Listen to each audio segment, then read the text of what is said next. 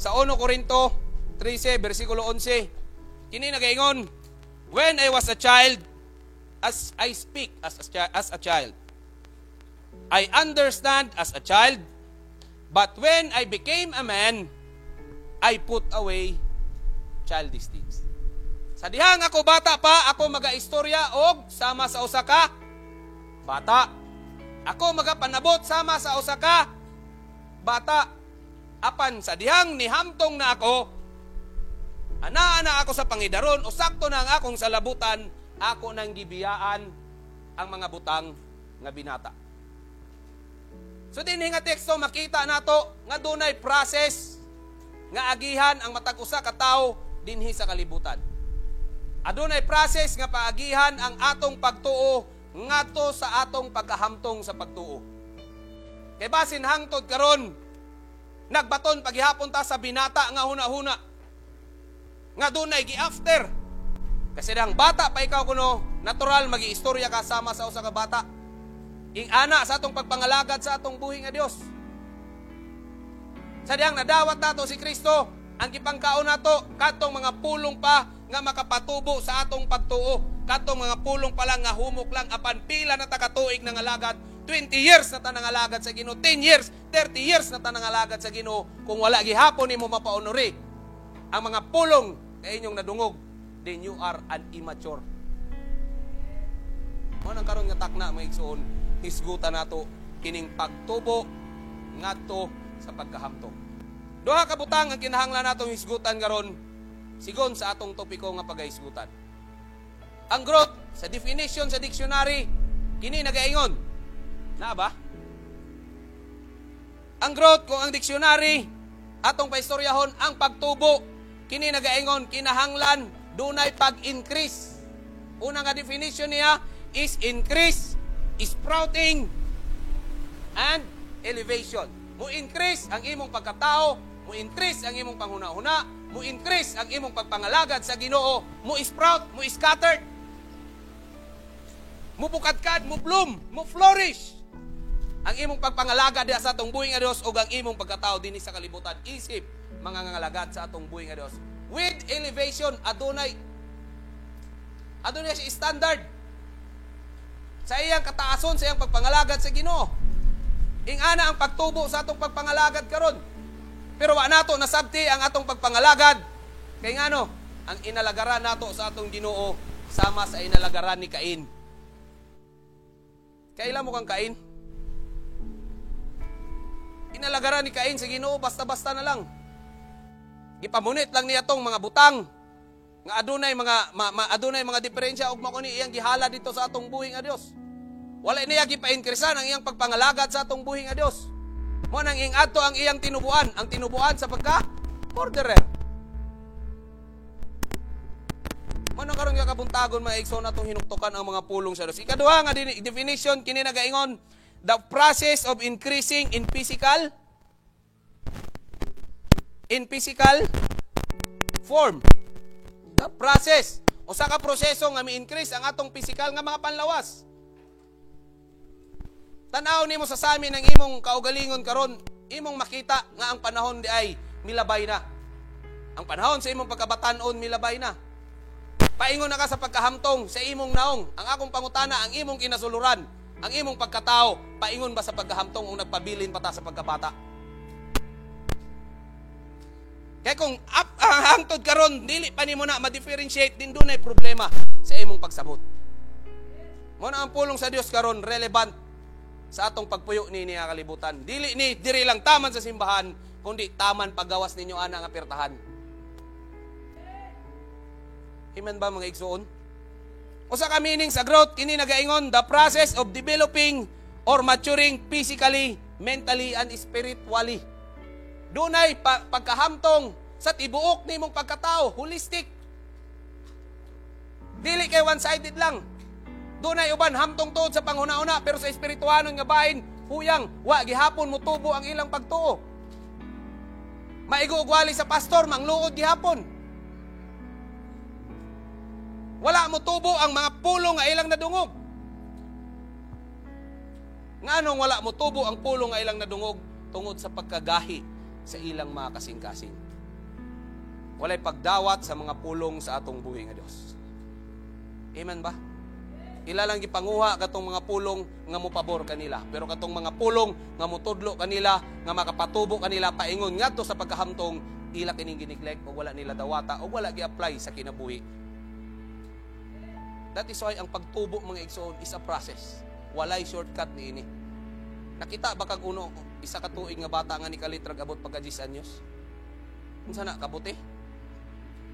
Sana si malakas o si maganda nga ni gawas ra sa buak ng kawayan? No. Growth is a process. In between, paingon si imong maturity, kanang process nga giingon, mao na gipuy-an nato sa matag adlaw. We are living in a process daily. Importante lang kamao ta mo sabot unsa kining proseso nga atong giagian para mo paingon ang atong biyahe nga gilaktan ani nga kalibutan, ang biyahe sa atong pagtuo ni nga kalibutan ngadto sa pagkahamtong sa panabot nato. Usa ka meaning niini giingon, something that has grown or is growing. Ang growth kuno, usa kuno ka ehemplo sa usa ka tawo nga ana-ana sa sakto nga una-una ug sa tawo pod nga nagtubo pa lang. Diri sa pagtuo nato, dunay mga batanon ug dunay tigulang. Pero mao ni inyong timan-an ha? Mao yun ni inyong timan-an mga igsuon. Painomdom lang ni. Dili ko mo magulang ta o dili ko mo dugay na ta nangalagad sa Ginoo nga mas maalamon pa ta kaysa bag-o. Magdepende ka na kung giunsa nimo pagtuon o giunsa nimo pagdawat ang mga pulong sa Dios. Kaya ingon sa proverbio ba na, kung wala ko masayop, aduna kunoy mga nahiuna nga nahiulahi ug dunay ulahi nga nahiuna. Mo na kinahanglan nato masabtan mga igsuon.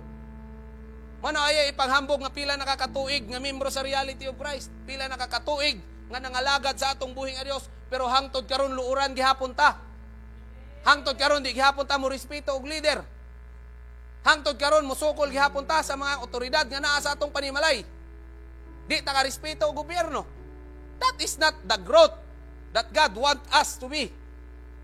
Dili na mo ang pagtubo nga gusto sa Ginoo mahitabo sa ato. Gusto niya i-increase nato ang atong pagtuo, i-increase nato ang atong panabot, i-increase nato ang atong hunahuna ug i-level up pa nato, i-exceed pa nato sa usual nga hunahuna, sa usual nga panabot sa usa ka tawo.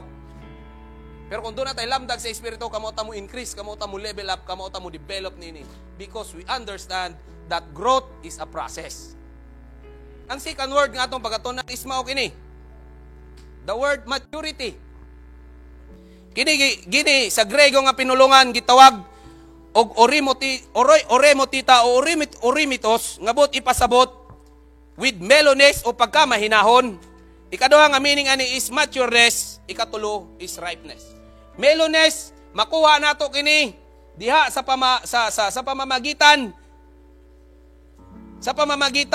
ng age and our experience sa atong pagpuyo ni kalibutan. We can achieve this pinaagi sa kataas nga panahon nga atong giagihan diri ug base pod sa eksperyensya nato ni kalibutan. Mellowness, pagka-gentle ba? Gentle na ka mo handle sa mga problema nga imong giatubang.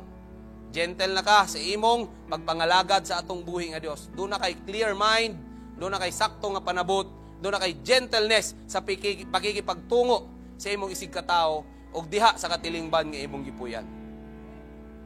Maturity, usa ka pagpakita niini nga mature na ta diha sa atong pagpuyo niini nga kalibutan, ilabi na sa pagpangalagad nato sa Ginoo is mellowness. Pagiging mahinahon. Adunay right approach pirmi. Mellowness in acting sa mga problema nga ilang giatubang. Mellowness sa pag-act sa mga problema nga gihatag diha sa atong panagiusa. Bisan man kang Kristo Jesus. Sa dihang gidala sa iyang atubangan si Maria Magdalena, he shows his mellowness, his maturity in understanding kung unsa ang tao. Gusto na pagabatuhan sa mga Pariseo si Maria Magdalena tungod sa iyang nabuhat nga kalapasan. Pero Christ displayed his mellowness, his gentleness. Pinaagi lamang sa iyang mga pulong. Pero kadto nga pulong adunay rema nga mo'y mitusok sa kasing-kasing sa mga katawhan nga buot bubatok kang Maria Magdalena og sila nga ulaw og nagapanglakaw tungod kay ilang hikaplagan nga ang mga pulong sa Dios ug ang ilang mga gipang istorya nagkalain gayon. Sa ingon ni Ginoong Hesus, kinsa may walay sala kaninyo may una mubato ngadto kaniya. He shows his mellowness, his gentleness. Wala siya musingka. Wala siya gipakita nga rough o rude attitude. Nagsulat-sulat ra siya.